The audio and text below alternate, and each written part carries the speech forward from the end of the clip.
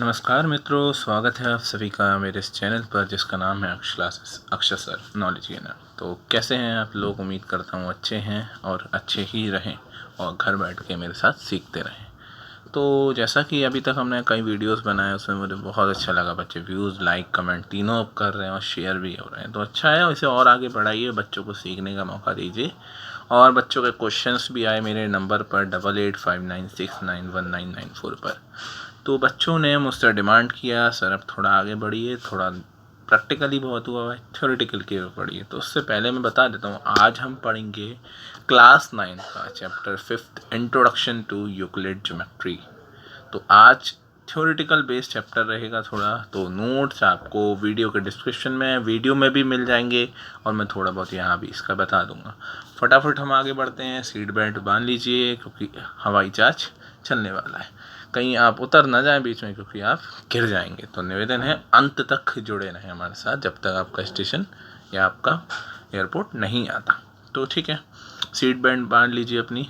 और वीडियो को मैं बता देता हूँ, लाइक कीजिएगा, कमेंट करके बताइएगा वीडियो कैसा लगा, और ज़्यादा से ज़्यादा शेयर कीजिए और चैनल को सब्सक्राइब कीजिए। तो बच्चों, एक खुशखबरी है आपके नज़दीकी डिफेंस एस्पायरेंट जो हों उनके लिए। मंडे 18 मई 2020 से शाम को 7 बजे मैथ का फुल शॉर्ट ट्रिक्स के साथ एयरफोर्स XY, नेवी SSR और NDA के वीडियोस अपलोड किए जाएंगे। तो निवेदन है, उनको बताइए जो डिफेंस एस्पायरेंट्स हों, घर बैठ के सीखने का उन्हें भी मौका मिले। अक्षर के ज्ञान में आज शुरू करते हैं आज का topic, introduction to Euclid geometry. तो सबसे पहले हम पढ़ेंगे, जानेंगे ज्योमेट्री होता क्या है। What is geometry? Geometry word जो है ग्रीक वर्ड है जियो, और जिसका मतलब है earth, and metron. What is metron? Metron mean measure, यानी अर्थ को मेज़र करना ही हमारा ज्योमेट्री काम करता है। समझ गए बच्चों? ठीक है। तो देन आता है हमारे पास surface. What is surface? That the boundaries of solid having shape, size, position which is movable are called surface. यानी जो मूव कर सकती है उसे हम क्या कहते हैं? Surface. They usually have no thickness, no separateness, one part of a space from another. A boundaries covered can be on a straight line. यानी straight line पर उसकी boundaries cover रहती है, जिसका lines का कोई end point होता है। इसने ऐसा बोला according to surface. Then आता है हमारे पास third point, dimension. Dimension सुन के बच्चों, एक dimension 3D देखा होगा, 2D देखा होगा, लेकिन ये डायमेंशन है। डायमेंशन किसी भी तरीके का हो सकता है, जो हम बात कर रहे थे। मेजरेबल होता है, लाइक लेंथ होती है इसकी, ब्रेथ होता है, और डेप्थ भी होता है, और हाइट भी होता है। एक सॉलिड शेप होता है जिसका 3 डायमेंशन होता है। Two line, two surf, just like 2 line है, उसका 1 रहता है, एक पॉइंट रहता है, उसे हम कोई डायमेंशन नहीं नाम दे सकते। आप चाहें तो इसके नोट्स 8859691994 पर भी मुझसे ले सकते हैं, या इंस्टा पे भी आप मुझसे ले सकते हैं। इंस्टा पे मेरी आईडी है कोचिंग क्लास की, अक्ष क्लासेस के नाम से। तो इसी के साथ सीट बेल्ट बांधे रखिए। आगे बढ़ते हैं हम लोग यूक्लिड डेफिनेशन की। यूक्लिड डेफिनेशन होता क्या है, 10th में भी जानना है और 9th में तो जानना ही है। तो यूक्लिड डेफिनेशंस का मतलब होता है हमारे पास, सबसे पहले एक पॉइंट है जिसका कोई पार्ट नहीं है। A point is one which is no part. Second होता है a length is breadthless length, यानी उसकी ब्रेथ जो है इस लेस लेंथ, यानी लेंथ से कम हो गई। थर्ड आता है ends of lines are point. Lines के पॉइंट्स भी होते हैं। फोर्थ कहता है straight line which lies evenly point on itself, यानी लाइन जो है स्ट्रेट लाइन वो खुद पे ही डिपेंड करेगा। फिफ्थ कहता है सरफेस है कोई जिसके लेंथ और ब्रेथ ही होगी केवल। Surface has only length and breadth. ठीक है, समझ गए होगे आप लोग इस चीज़ को। देन आता है edges of a surface lines, edges of surface of line. Then आता है एक प्लेन सरफेस जो होता है, हमारे पास उसका जो स्ट्रेट लाइन पे ही लाई करेगा, ऐसा हमने पहले बात कर दी है। देन आता है Euclid axioms. What is axioms?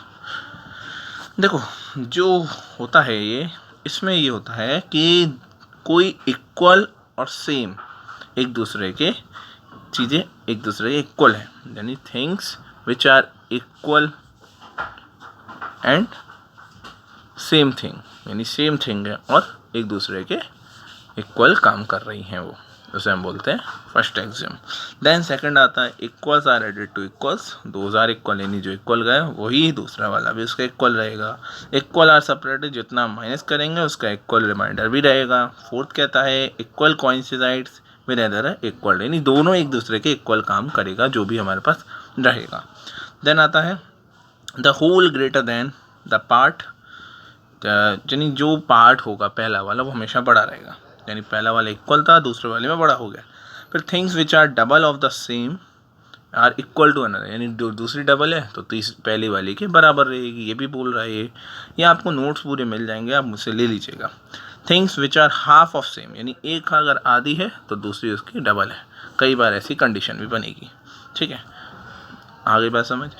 Axiom, इसके बाद एक्सियम 1 आता है, कोई डिस्टिंक्ट पॉइंट होते हैं उनका कोई यूनिक पास भी होता है, एक लाइन, यानी कोई पॉइंट मिल रहे हैं तो कहीं ना कहीं से वो एक दूसरे से मिलती हुई जाएंगी। फिर आता है Euclid postulates. What are Euclid postulates? More interesting topic for depend on chapter. Euclid postulates, what are postulates? Postulate 1 क्या कहता है, एक स्ट्रेट लाइन जो है ड्रॉ कर सकते हैं किसी एक पॉइंट से दूसरे पॉइंट तक।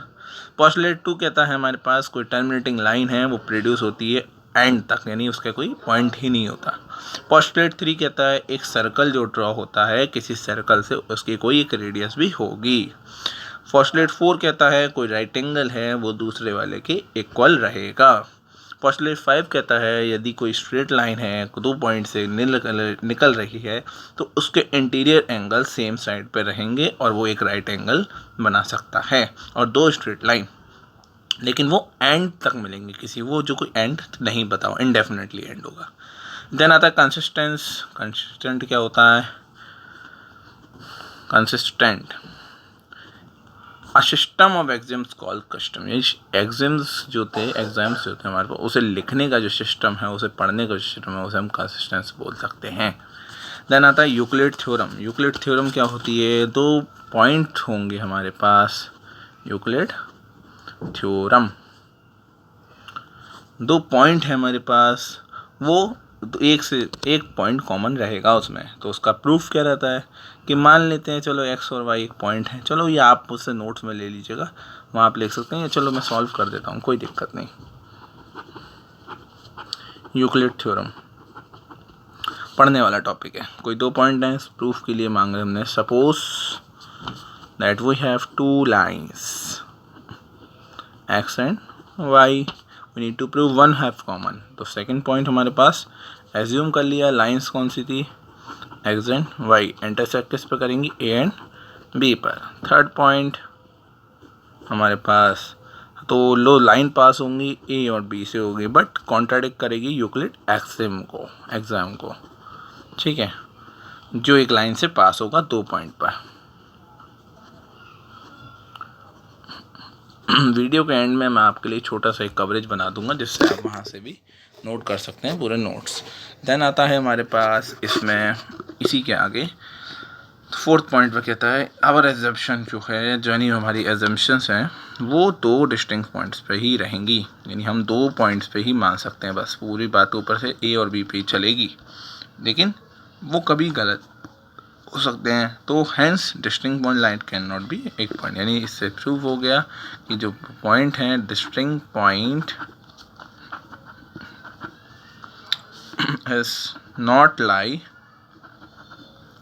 हैव मोर देन 1 पॉइंट, यानी एक से ज़्यादा पॉइंट पे नहीं रहेंगी। इसका एक सीधी मतलब बताऊं मैं आपको अपने लैंग्वेज में, मतलब क्या है कि कोई रेल लाइंस है वो चलती जा रही है, कहीं ना कहीं एक पॉइंट पे आके वो ऐसे मिलेंगी, और फिर क्रॉस करेंगे, यानी ये हमारे पास क्या हो जाएगा, यूक्लिड थ्योरम।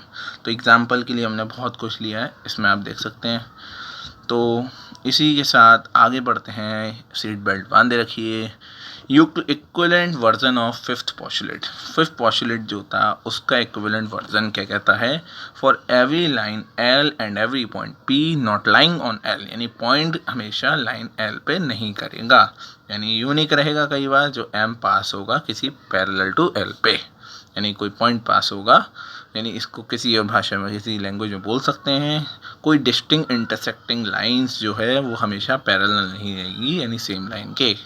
ठीक है, तो इसको आप पढ़ लीजिएगा। अब इसके सवालों पे आते हैं। इसके जो नोट्स होंगे मैं वीडियोस के एंड में या क्लिप में शुरुआत में अटैच करके आपको दे दूँगा। तो चलो वो सवाल आप कर सकते हैं, थ्योरेटिकल चैप्टर है, इसको आप करिएगा बेटो, ठीक है ना। तो इसके सवाल आप कर सकते हैं, बहुत इजी रहेगा अगर आपने थ्योरी पढ़ ली है, तो मुझे बताने की अब शायद ज़रूरत नहीं होगी। आप इसके सवाल करें, मुझसे पूछें और ज़्यादा से ज़्यादा वीडियो शेयर भी करें जिससे बच्चों को मिल जाए, और मैं आपको इसके वीडियोस में आपका लिंक में अटैच कर दूंगा कि इसके नोट्स कैसे रहेंगे। जब तक के लिए मुझे इजाज़त दीजिए। अक्ष क्लासेस, अक्षर सर नॉलेज चैनल के साथ, नॉलेज गेनर चैनल के साथ जुड़े रहिए। वीडियो को लाइक कीजिए, कमेंट कीजिए, चैनल को सब्सक्राइब कीजिए। जब तक के लिए अक्सर के ज्ञान में इजाज़त दीजिए। धन्यवाद।